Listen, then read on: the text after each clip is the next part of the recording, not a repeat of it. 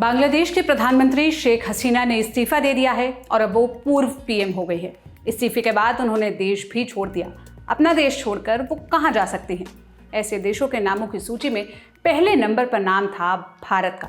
हुआ भी वही जो अंदाजा लगाया जा रहा था। शेख हसीना का प्लेन हिंडन एयरबेस पर लैंड किया।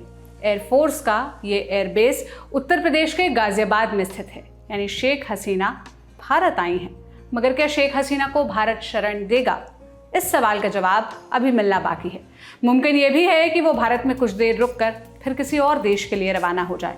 पर चूंकि भारत का शुरुआत से ही बांग्लादेश पॉलिटिक्स में एक अहम प्रभाव रहा है, इसलिए अब बांग्लादेश के पॉलिटिकल क्राइसिस में इंडिया पर भी असर पड़ने की संभावना है। बांग्लादेश के इस पूरे घटनाक्रम पर और भारत पर इसके प्रभाव पर हमारे डेली के अंतर्राष्ट्रीय न्यूज़ बुलेटिन दुनियादारी में विस्तार से चर्चा हुई थी। 19 जुलाई के एपिसोड में मेरे साथी निखिल ने इस बारे में विस्तार से जानकारी दी थी। आप भी सुनिए। बांग्लादेश भारत के सबसे करीबी देशों में से एक है।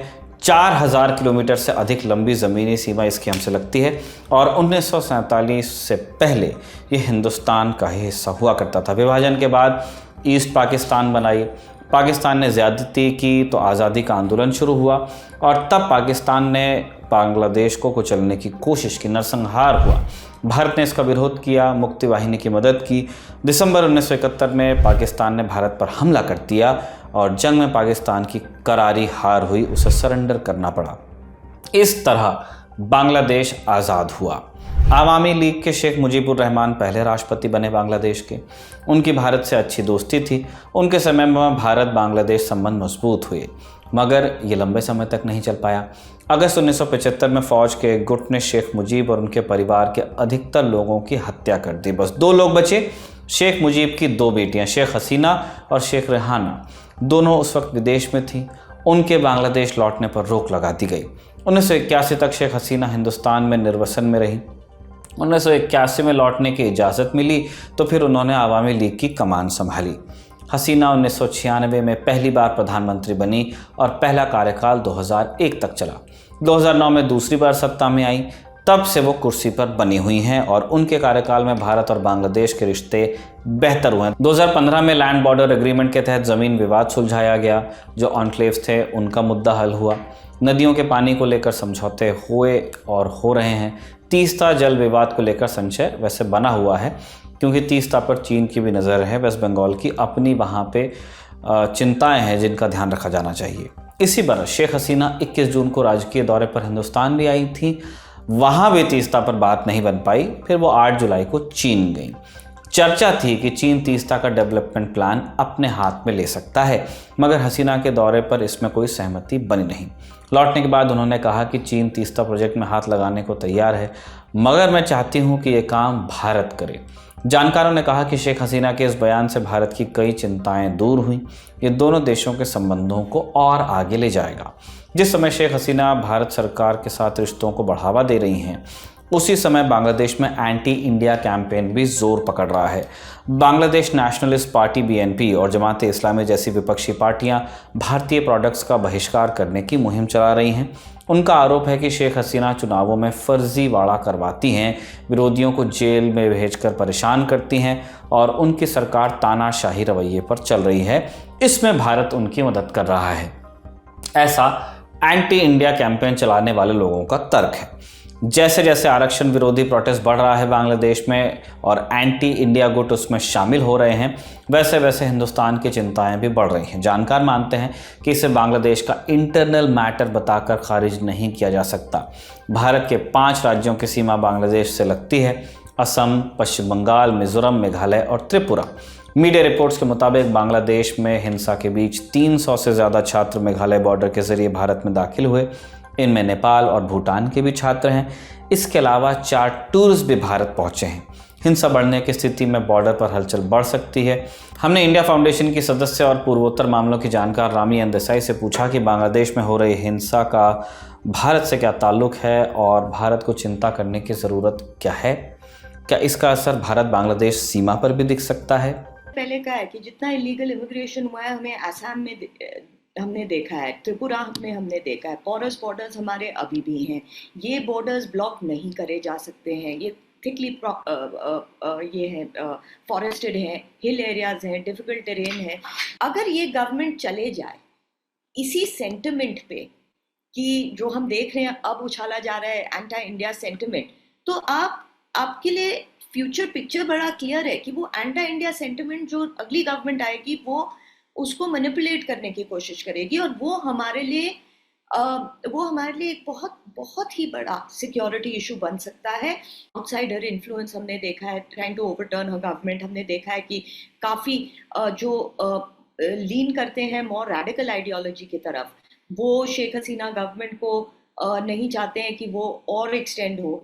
अब बांग्लादेश में मौजूद भारतीयों का हाल भी जान लेते हैं। विदेश मंत्रालय के मुताबिक इस वक्त बांग्लादेश में तकरीबन 8,500 भारतीय छात्र हैं, जबकि लगभग 15,000 आम लोग भी हैं। उन्हें घरों के अंदर रहने को कहा गया है। आपात स्थिति के लिए हेल्पलाइन नंबर जारी कर दिए गए हैं। मगर ये स्थिति आई क्यों? दरअसल बांग्लादेश पिछले कई दिनों से ठप पड़ा है। सड़कों पर हिंसा जारी है। अब तक 40 से ज़्यादा लोगों की मौत हो चुकी है। 18 जुलाई को हिंसा में ढाका टाइम्स के एक पत्रकार की जान चली गई। इसके अलावा हज़ारों लोग घायल बताए जा रहे हैं। इस हिंसा की शुरुआत 15 जुलाई को हुई, जब ढाका यूनिवर्सिटी में बांग्लादेश छात्र लीग BCL के कार्यकर्ताओं ने कोटा सिस्टम का विरोध कर रहे छात्रों पर हमला किया। BCL बांग्लादेश की सत्ताधारी पार्टी आवामी लीग का स्टूडेंट विंग है। आगे चलने से पहले कोटा सिस्टम को भी शॉर्ट में समझते हैं। वैसे हमने पहले दुनियादारी में बताया है, बांग्लादेश में सरकारी नौकरियां जो हैं उनमें 56% सीटें होती हैं आरक्षित। अलग अलग वर्ग के लोगों के लिए आरक्षण मिलता है। किसे कितना? सबसे ज़्यादा 30% सीटें 1971 के युद्ध में शामिल लोगों के बच्चों के लिए आरक्षित हैं। वॉर वेटरन्स के बाद महिलाओं और अल्प विकसित क्षेत्रों से आने वाले लोगों का नंबर आता है। दोनों के लिए 10% रिजर्वेशन। तीसरे नंबर पर मूल निवासी आते हैं। उनके लिए 5% सीटें आरक्षित हैं। 1% सीटें विकलांग लोगों के लिए आरक्षित हैं। इस तरह टोटल आंकड़ा हो गया 56%, यानी सरकारी नौकरियों की 100 में से 56 सीटें पहले से रिजर्व्ड हैं। जनरल कैंडिडेट्स के लिए हैं 44% सीट्स। 2018 में भी इसके खिलाफ प्रोटेस्ट हुआ। तब सरकार ने कोटा सिस्टम को अस्थायी तौर पर हटाया, मगर जून 2024 में सुप्रीम कोर्ट ने सरकार के फैसले को पलटा और इसी के खिलाफ प्रोटेस्ट शुरू हुआ। प्रदर्शनकारी कानून लाकर कोटा सिस्टम हटाने की मांग कर रहे हैं। 15 जुलाई को यह प्रोटेस्ट हिंसक हुआ। ढाका यूनिवर्सिटी में मारपीट के बाद दूसरे कॉलेजेस में हिंसा फैली। धीरे धीरे पूरा बांग्लादेश इसकी चपेट में आया और फिर विपक्षी पार्टियां भी छात्रों के प्रदर्शन में शामिल हो गई। जब पुलिस कम पड़ी तो सरकार ने फौज को बुलाया, मगर हिंसा कम नहीं हुई। 17 जुलाई को प्रधानमंत्री शेख हसीना ने देश को संबोधित किया, चेतावनी दी कि हिंसा में शामिल लोगों को बख्शा नहीं जाएगा। 18 जुलाई को कानून मंत्री ने कहा कि हम प्रदर्शनकारी छात्रों से बात करने को तैयार हैं, लेकिन अपील का कोई असर नहीं हुआ। प्रदर्शनकारियों ने सरकारी चैनल BTV के दफ्तर में भी तोड़फोड़ की है, फिर वहां आग लगा दी। 18 जुलाई की शाम से बांग्लादेश में इंटरनेट और मोबाइल नेटवर्क बंद चल रहा है। बांग्लादेशी वेबसाइट्स डाउन हैं। इसके चलते बांग्लादेश में फंसे भारतीयों की अपने घर वालों से बात नहीं हो पा रही। लोग व्हाट्सएप कॉल करते हैं। कुछ घर वालों ने ललन टॉप को बताया कि नेटवर्क डाउन होने के बाद से बच्चों का हाल नहीं पता। इससे उनकी चिंता बढ़ रही है। इस बारे में हमने अपने सवाल भारत के विदेश मंत्रालय और भारत में बांग्लादेश के उच्चायोग को भेजे हैं। वीडियो रिकॉर्ड होने तक अभी जवाब आया नहीं है। जवाब आएगा तो आपको बताया जाएगा। हालांकि 19 जुलाई को विदेश मंत्रालय की प्रेस कॉन्फ्रेंस में बांग्लादेश का मुद्दा उठा जरूर। विदेश मंत्रालय के प्रवक्ता रणधीर जायसवाल ने कहा कि सभी भारतीय सुरक्षित हैं, हम उनके साथ संपर्क में हैं, जो भी ज़रूरत होगी वो हम मुहैया करा देंगे। विदेश मंत्री डॉक्टर एस जयशंकर खुद निगरानी कर रहे हैं, ऐसा भी बताया गया। आप सुन लीजिए। We have around 8,500 students and somewhere around 15,000 Indian nationals resident in the country. We have issued a travel advisory for people to be in touch with the High Commission and for us to render any assistance that they may need. External Affairs Minister is himself monitoring the situation. The High Commission will be giving regular updates on the situation there. We will also be giving regular updates, and we urge all family members of Indian nationals who reside in Bangladesh to be in touch, follow us for regular updates. We remain committed to provide all possible assistance to our nationals. We see this as an internal matter of Bangladesh. All our Indian nationals are safe there, and we have a large student community, as I told you, 8,500 students or thereabout.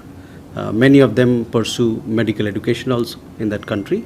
So they are all safe and sound, and we are in touch. They are in touch with our High Commission, with our Assistant High Commission as well, विदेश मंत्रालय ने press conference में ये भी कहा कि ये protest Bangladesh का इंटरनल मैटर है, मगर सूत्रों का कहना है कि भारत सरकार बहुत ध्यान से घटनाओं को देख रही है और बांग्लादेश सरकार के साथ संपर्क में भी है ताकि इसे बेकाबू होने से रोका जा सके।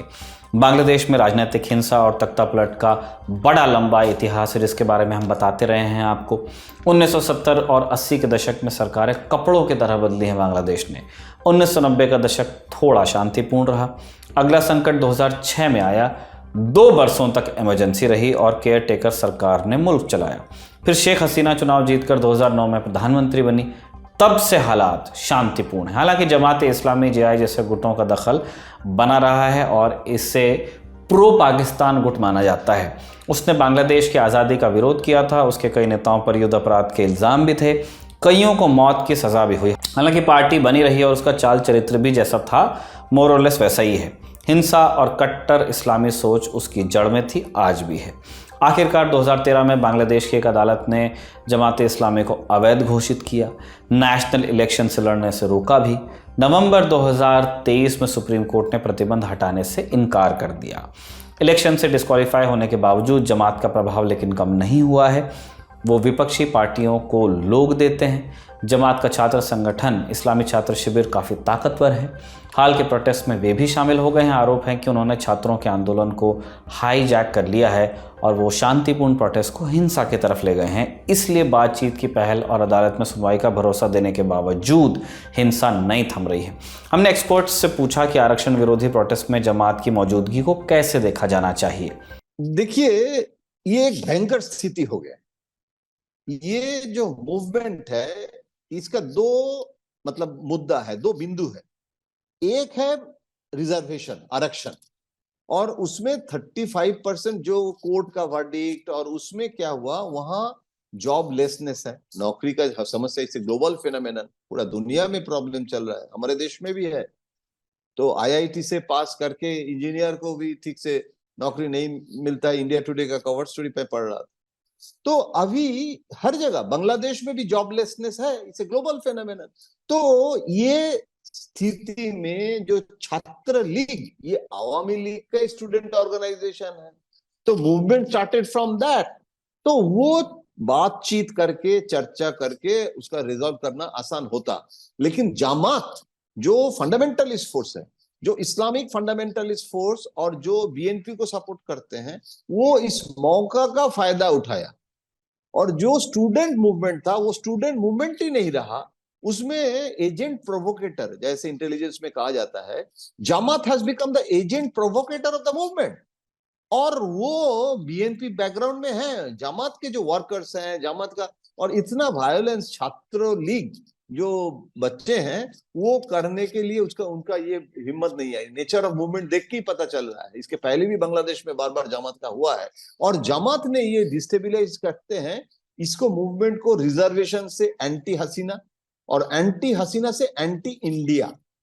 और अभी ये भी चर्चा उसके चल रहा है कि शेख हसीना इंडिया के इशारा पे चल रहा है और रिजर्वेशन में बातचीत करने के लिए तैयार नहीं है। चाइना विजिट के पहले मोदी जी के साथ क्यों मिले हैं? तो ये एक स्टूडेंट मूवमेंट का इशू नहीं है, ये तो जमात ने करा रहे हैं। तो इसीलिए इसको कॉम्बैट करना बहुत जरूरी है, क्योंकि नेबर है हमारे, और हम उनके सॉवरेन कंट्री में दखल नहीं लेते हैं, नहीं लेना भी नहीं चाहिए। लेकिन बांग्लादेश में अगर आग लग जाए तो वो आग हमारे पड़ोसी देश है, वो आग का जो ताप है, जो टेम्परेचर है, हीट है, वो हमारे ऊपर आएगा। अब बांग्लादेश से जुड़े कुछ अपडेट्स बता देते हैं। बांग्लादेश में कुल 64 ज़िले हैं, इनमें से 47 ज़िलों से हिंसा की खबरें आ रही हैं। 19 जुलाई को ढाका पुलिस ने राजधानी में किसी भी तरह की रैली पर बैन लगा दिया था। इसके बावजूद कुछ इलाकों में हिंसा हुई है। 18 जुलाई को सरकार ने फौज बुलाने का फैसला किया। रैपिड एक्शन बटालियन RAB को भी तैनात किया गया। RAB बांग्लादेश की एलीट फोर्स मानी जाती है, हालांकि उसके खिलाफ मानवाधिकार हनन और गैर कानूनी हत्याओं के इल्ज़ाम भी लगे हैं। फौज से पहले पुलिस और पैरामिलिट्री फोर्सेस मोर्चा संभाल रही थीं।